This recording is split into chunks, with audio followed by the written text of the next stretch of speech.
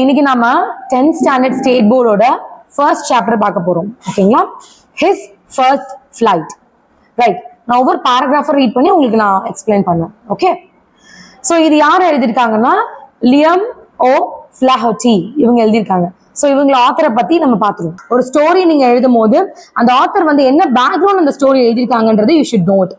So first as usual அவங்களோட birth year 1896 அதை நம்ம தெரிஞ்சுக்கணும். பட் எழுதணும்னு அவசியம் இல்லை. But you have to know எந்த செஞ்சுரியில் அவங்க பிறந்திருக்காங்க, ஸோ எந்த கண்ட்ரியில பிறந்திருக்காங்க, அதுதான் அவங்களோட பேக்ரவுண்டா இருக்க போகுது. அந்த செஞ்சுரியில என்ன விஷயம் நடந்திருக்கு அதை வச்சுதான் அவங்க எழுத போறாங்க இல்லையா? ஸோ 1896ல பிறந்திருக்காங்க. He is from Ireland. Okay, so he is a famous novelist and he is a famous story ரைட்டரும் கூட. இப்போ இவர் வந்து 20th centuryல அவர் என்ன பண்ணாருன்னா he started writing about the class struggle, common பீப்புளோட ப்ராப்ளம், ஐடியலிசம், இந்த மாதிரி விஷயத்த எழுத ஆரம்பிச்சாரு. அப்படின்னா என்னன்னா பீப்புள் படுற கஷ்டத்தை பத்தி எழுத ஆரம்பிச்சாரு. வேர்ல்டு வாரா இருக்கட்டும் அதை வச்சு பத்தி எழுத ஆரம்பிச்சாரு. ஸோ அவரோட போயட்ரிஸ் எல்லாமே எதை பேஸ் பண்ணிருக்குன்னா struggles of human life, how அந்த ஸ்ட்ரகிள்ல கூட how they have to succeed அப்படின்றத அவங்க தெரிவிக்கிற மாதிரி இருக்கும். So he is from a low strata சொசைட்டின்றதுனால he use to highlight the அந்த கைண்ட் ஆஃப் பீப்புளோட மென்டாலிட்டி எப்படி இருக்கும், யாரும் ஹெல்ப் பண்ண மாட்டாங்க, அவங்க எப்படி அந்த விஷயத்துல இருந்து அவங்க சக்சஸ் பண்ணி வராங்க. ஸோ இதுதான் அவரோட மெயின் தீமா இருந்திருக்குன்னு சொல்றாங்க. ஓகேங்களா? So this is all about Liam O Flaherty. So just ஞாபகம் வச்சுக்கோங்க, ஒரே ஒரு தீம் தான். He highlighted his own people, the low strata people எப்படி இருப்பாங்க, அவங்களோட சொசைட்டில அவங்க எப்படி இருந்தாங்க, இதை வச்சு பத்தி மட்டும்தான் அவங்க. But nobody can help us, right? So we have to come up on our self. So அதுதான் அவரோட ஃபுல் ஷார்ட் ஸ்டோரிஸ் தீமா இருக்கு. Young seagull was alone on his ledge. His two brothers and his sister had already flown away the day before. So ஒரு seagull வந்து என்ன பண்ணுதான், தனியா அந்த லெட்ஜுக்கு மேல மவுண்டன் பக்கத்துல இருக்கிற அந்த லெட்ஜ், இந்த எட்ஜ் ஆஃப் த மவுண்டன், அங்க வந்து என்ன பண்ணுதான் நின்றுட்டு இருக்குதான். ஒரு ஸ்மார்ட் சர்ஃபேஸ், இந்த மாதிரி ஒரு லெட்ஜ் இங்க ஓரமா நின்றுட்டு இருக்குது இந்த எட்ஜ்ல. His two brothers and his sisters அவங்க ஆல்ரெடி என்ன பண்ணிட்டாங்களாம், பறந்து போயிட்டாங்களாம். சரியா? அப்ப அந்த சீகலுக்கு 2 brothers and 1 sister இருக்காங்க.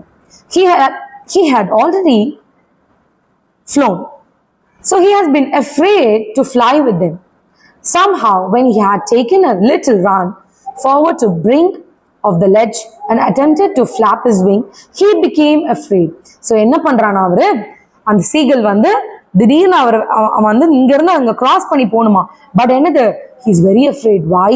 இங்க இருந்து அங்க போகும்போது அவனுக்கு என்ன வந்துருதான், அப்படியே பயம் வந்துருதான் அப்படின்னு சொல்றாங்க. The great expanse of sea stretched down beneath and it was such a long way down, miles down. அவர் கீழே போனாலும் கீழே என்ன இருக்குதா, ரொம்ப பெரிய குழி, ரொம்ப பெரிய குழி இருக்குதுன்னு சொல்றாங்க. which is far miles down. He felt certain that his wings would never support him. So he bent his head and ran away back to his little hole under the ledge where he slept at night. அப்ப என்னது, அவன் பயம், எப்ப பார்த்தாலும் அந்த எட்ஜுக்கு போயிட்டு அந்த லெட்ஜ்ல இருக்கிற அந்த எட்ஜுக்கு போயிட்டு வருவானா. பயந்துட்டு திருப்பியும் உள்ள வந்து எங்க படுத்துப்பாங்களாம், அந்த சீகல் அவங்களோட ஷெல்டருக்குள்ள வந்து படுத்துப்பாங்களாம். டெய்லி அதுதான் நடக்குதான். ஆனா அவங்க ஃபேமிலி எல்லாம் என்ன பண்றாங்களாம், அந்த சைடு கரைக்கு போயிட்டாங்களாம்.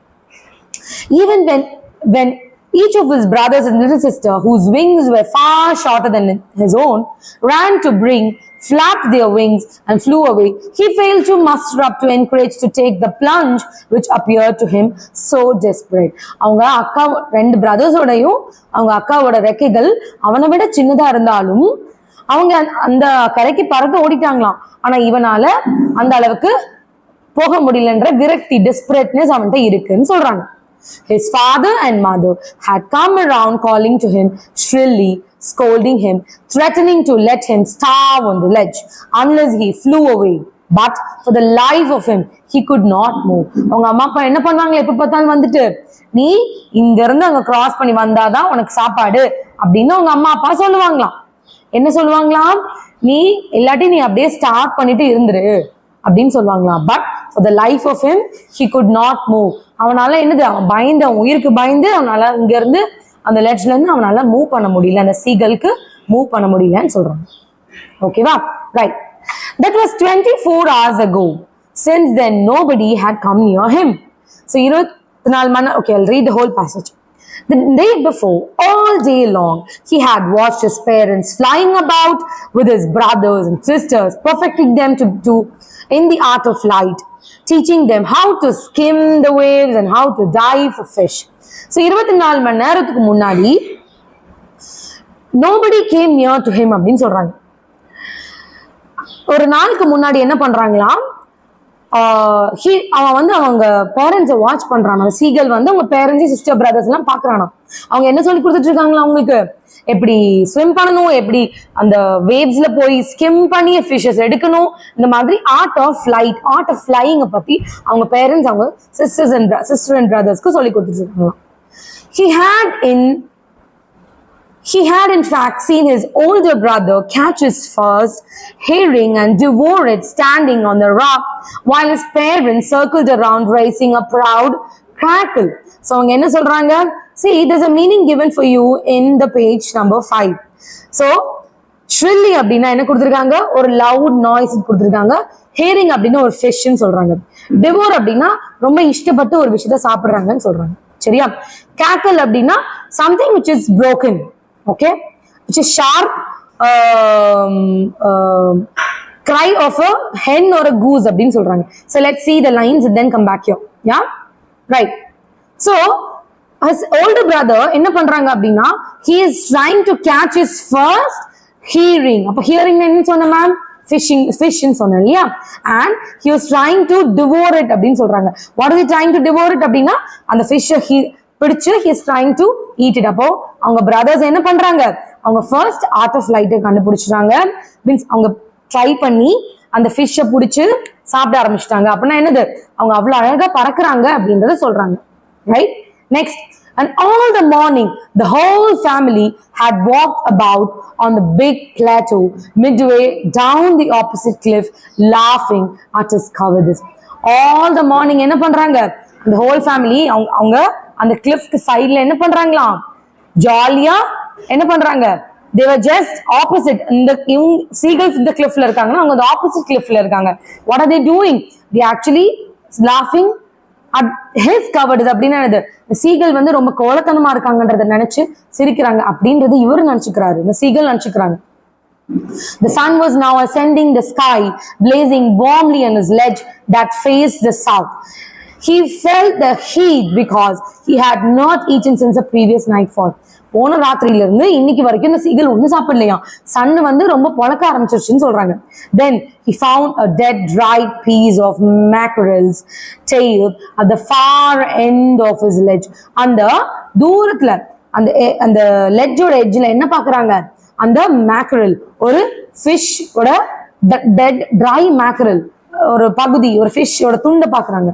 யார் பாக்குறாங்க, நம்ம சீகல். ஏன்னா அவர் ஆல்ரெடி பசியில இருக்காரு, அவர் சாப்பிட்டு போன ராத்திரி சாப்பிட்டாங்கன்னு சொல்றாங்க இல்லைங்களா. Now there was not a single scrap of food left. ஒரு சின்ன துளி கூட ஃபுட் இல்லைன்னு சொல்றாங்க.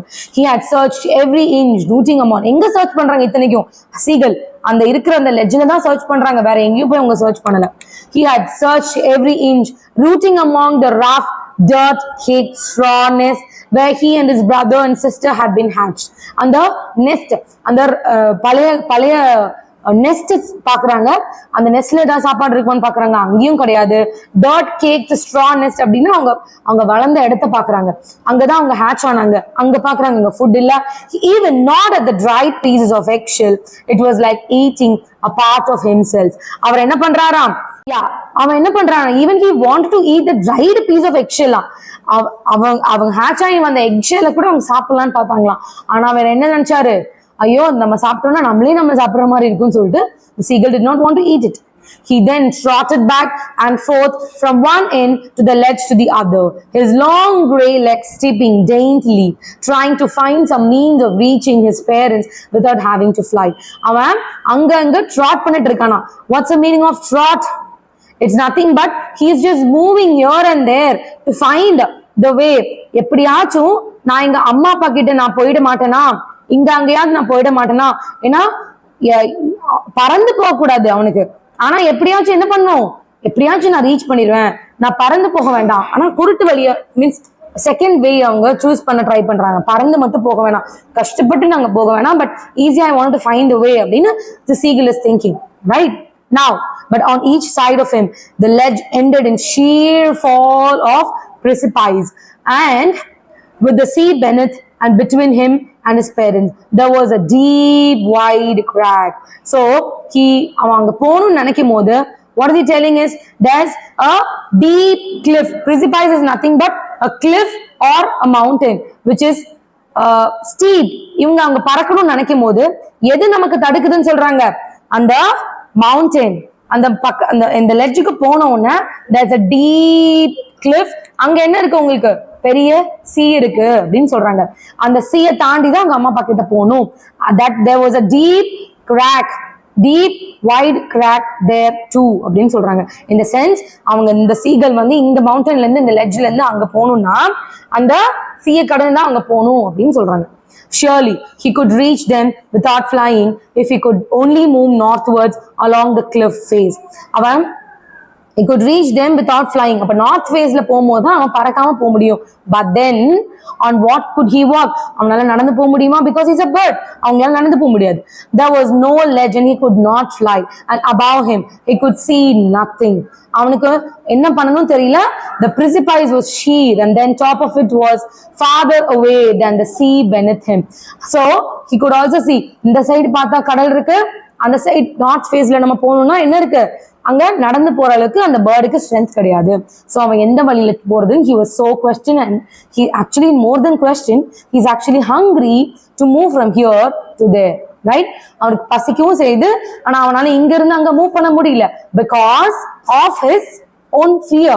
Yeah, he stepped slowly onto the brink of the ledge. அந்த edge of அந்த brinkனா ஒண்ணும் இல்ல, அந்த லைன் இருக்கு இல்லையா, அந்த கூர்மையா இருக்குல்ல அந்த சீக்கும் என்ன சொல்லுவாங்க, எட்ஜ்னு சொல்லுவாங்கல்ல, அந்த எட்ஜ் வரைக்கும் போய் போய் பாக்குறாங்க. And standing on one leg with அந்த அதர் லெக், அப்படி போயிட்டு இந்த காலை அப்படி போட்டு பாக்குறாரு. ஓகே பயமா இருக்கு அப்படின்னு he is trying to return back. Okay, that's what he is trying to do. Hidden okay அப்படி போயிட்டு அவர் காலை மறைச்சு வச்சுக்கிறாரு. ஐயோ பயமா இருக்கு. He hid his leg, ஒரு லெக்க விங்ஸ் பின்னாடி மறைச்சு வச்சுக்கிறாரு. He closed one eye and the other and pretended to be falling asleep, and still they took no notice of him. He saw his two brothers. அப்ப என்ன பண்றாரு அப்படின்னா, he is trying to get the attention of his parents. அப்படி போய் விழுற மாதிரி scene போடுறாரு. Then he is trying to grab the attention of the parents. அப்படியாவது அம்மா அப்பா வந்து நம்மளை காப்பாற்ற மாட்டாங்களா அப்படின்ற ஒரு attention he is trying to make it. Still they took no notice of him. அவங்க பார்க்கவே இல்லை. He saw his two brothers and sisters lying in the plateau, dozing with their heads sunk into the necks. His father was preening the feathers on his white back. Only his mother was looking at him. So அவர் பார்க்கறாரு அவங்க அண்ணன் தங்கச்சி எல்லாத்தையும். என்ன பண்றாங்க அவங்க actually ஜாலியா அந்த பிளாட்டோனா ஒரு நார்மல் சர்ஃபேஸ் லேண்ட், அங்க ஜாலியா அவங்க என்ஜாய் பண்ணிட்டு இருக்காங்க. அவங்க அப்பா என்ன பண்ணிட்டு இருக்காங்க? Preening his feathers. The meaning of preening is nothing but he is just cleaning his feathers one by one. அழுக்கு இருக்கான்னு அதை எடுத்துட்டு பார்த்துட்டு இருக்காரு. ஆனா யாரு மட்டும் பார்த்துட்டு இருக்காங்க? அவங்க அம்மா மட்டும் ரொம்ப கிளியரா அவங்களே பார்த்துட்டே இருக்காங்க, என் பையன் வருவானா அப்படின்னு சொல்லிட்டு. She was standing on a little high hump on the plateau, her white breast thrust forward. Now again she tore at the piece of fish that lay at her feet and then scratched each side on her beak on the rock. The sight of the food maddened him. அவங்க அம்மா என்ன பண்றாங்க? அவனை temp பண்றாங்க சாப்பாடுக்காக. ஒரு fish, ஒரு துண்டு fish என்ன பண்றாங்க? கிழிச்சு அந்த பிளாட்டோல இருக்க டாப்பஸ்ட் அந்த ஹை பாயிண்ட், கொஞ்சம் ஹை பாயிண்ட்டுக்கு போய் அங்க நின்றுட்டு அவங்க காலுக்கு கீழே அந்த ஃபிஷ்ஷோட துண்டு வச்சிருக்காங்க. அப்படி வச்சவாவது அவன் பசியில நம்மளை தேடி வருவான் அப்படின்னு அவங்க அம்மாவுக்கு ஒரு நம்பிக்கை. How he loved to tear food that way, because அவனுக்கு அந்த ஃபுட் அப்படி கிழிச்சு சாப்பிடுறது ரொம்ப பிடிக்குமா. Scraping his beak now and again to wet it, he uttered a low cackle. His mother cackled too and looked at him. அவங்க என்ன சொல்றாங்க? He really wanted to அந்த fish and the food வந்து his mother is trying to wet it, WHET, that's nothing but sharpen it. அப்போ means அந்த அவங்க beak வச்சு he will what he'll do is he'll try to take the fish beak now and again to wet it. He uttered low cackle. His mother cackled too and looked at him. His mother was trying to look at him. இவன் நம்ம பண்றதெல்லாம் பார்த்துட்டு இருக்கானா, இல்ல இவன் வந்து அவனோட concentration அவனுக்கு எங்க போகுது, where is he go, where is he trying to look அப்படின்னு பாக்குறாங்க. இல்ல அவன் அங்கதான் பாக்குறாங்கன்னு அவனுக்கு அவங்க அம்மாக்கு தெரியுது. Right, now let us see what's happening. Ga ga ga, he cried, begging her to bring him food. Amma சாப்பாடு கொண்டு வாமா அப்படின்னு கத்திட்டு இருக்கான். Okay, she screamed back again, but he kept calling plaintively, and after a minute or she shuddered a joyful scream. His mother had picked up a piece of fish and was flying across to him with it. அவங்க அம்மா அவன் சந்தோஷத்துல கத்துறான். என்னது, அவங்க அம்மா ஒரு துண்டு மீன் என்ன பண்றாங்க, பிச்சு கொண்டு வந்து குடுக்க வர்றாங்க. வரல, இன்னும் குடுக்க வர்றாங்க மாதிரி இருக்கு, அவனுக்கு பறந்துட்டு வராங்க மாதிரி இருக்கு. And was flying to cross, பறந்துட்டு வராங்க. He leaned out eagerly, tapping the rock with his feet, trying to get nearer to her, and she flew across.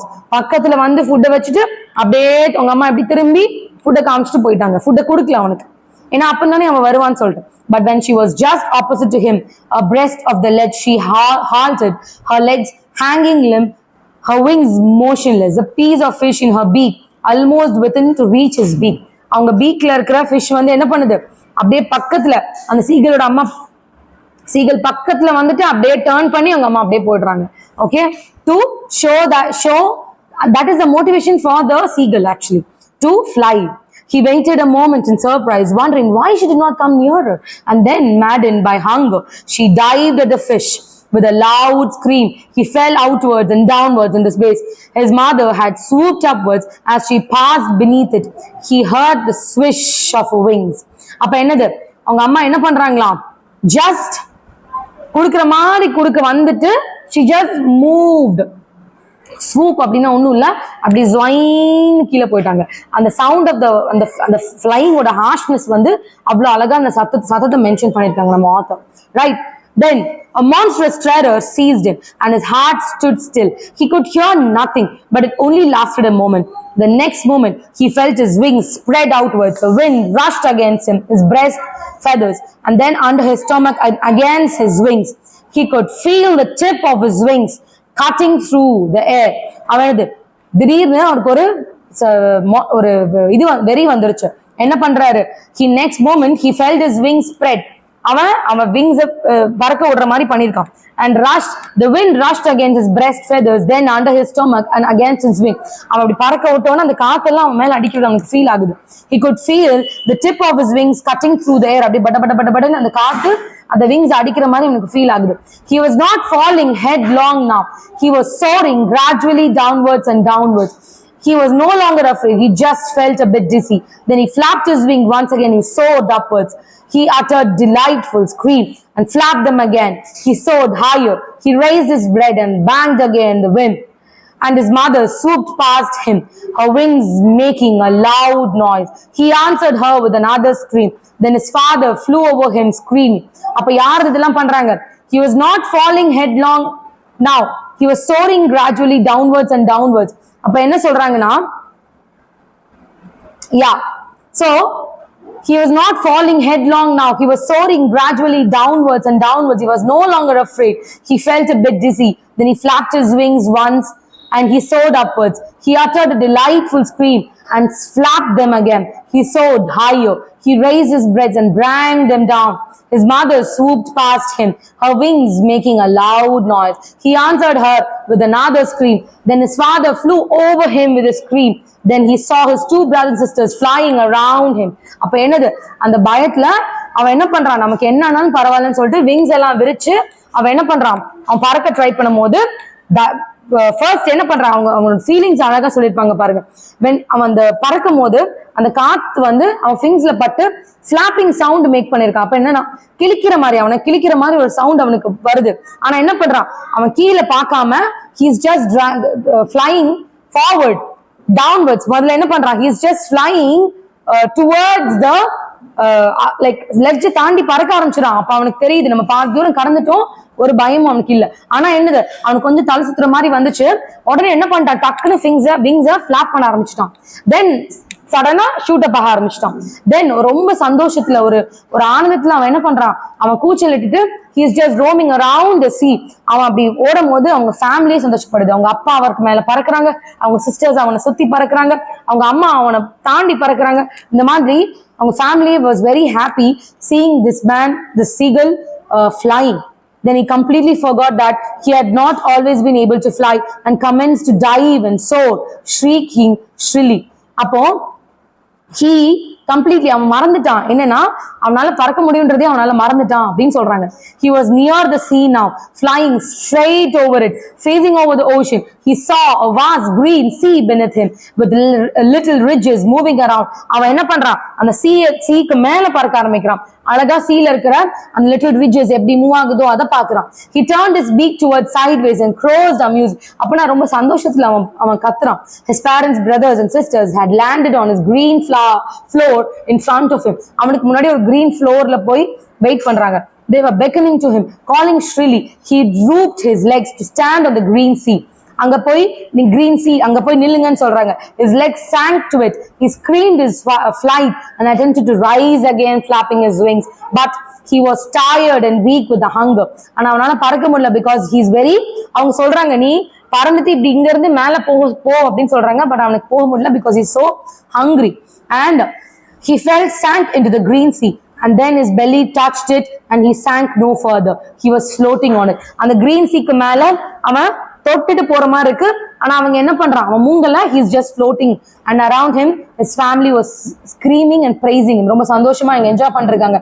And their beaks were offering him scraps of dog fish. அவங்க family என்ன கொடுக்குறாங்க, உங்களுக்கு கொஞ்சம் dog fish கொடுக்குறாங்க to celebrate his first flight. And he made his first flight அப்படின்னு சொல்றாங்க. So இதுதான் அவனோட first flight. So the family is very happy to see the seagull flying his first flight.